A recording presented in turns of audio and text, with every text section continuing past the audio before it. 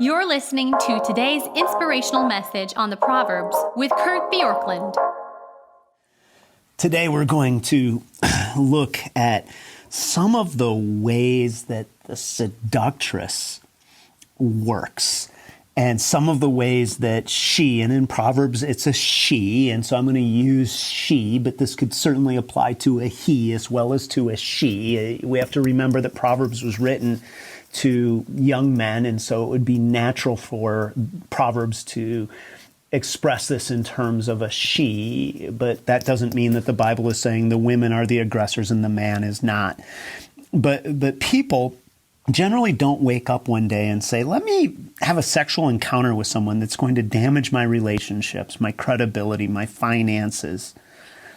It happens because somebody's seduced. And this is really the point of this wily of heart in verse 10. The Hebrew means literally guarded of heart. And what it means is that this is somebody who is not open about their intentions. They start one way and then kind of ensnare the person with the way that they work. Verse 11, she is loud and wayward. Her feet do not stay at home. And not staying at home implies a sexual restless intent.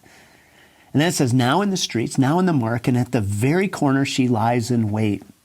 And then here's where we start to see the wiles of the seductress, or the tactics that are used that help draw this person, this young man, this naive young man into this trap. Verse 13, she seizes him and kisses him, and with a bold face she says to him. Now, there's a brashness here.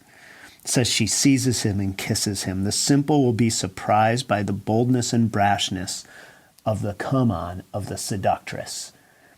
And certainly, if you know students today, you know that the sexual forwardness, brashness of kids toward other kids in the hookup culture is pretty intense. And so there's something to just saying, I understand the brashness. And then verse 14, there's an opportunity. I had to offer sacrifices, and today I have paid my vows. And by a peace offering, she would likely have had some choice meat at her home. So what she's saying is there's a window of opportunity here where we can eat and we can enjoy each other. And she even takes this opportunity further in verses 19 and 20 when she says, for my husband is not at home. He's gone on a long journey. He took a bag of money with him. At a full moon, he will come home. Translation, there's brashness and there's opportunity that's being presented to this young man. And this young man does not have the wisdom to see through it. And then thirdly, we see flattery. Verse 15. So now I have come out to meet you, to seek you eagerly, and I have found you. And so this guy thinks he has it going on and that it's him that she wants. And what he doesn't understand is that she has feet that do not want to stay at home. Verse 11.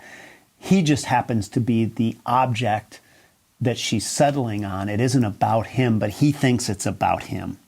Many illicit sexual encounters are not as much about the sex as they are about the experience of being wanted and desired sexually. And so be very careful when someone starts to compliment you and make suggestive comments, because it may not be about you, it may be about them and their desire to be wanted.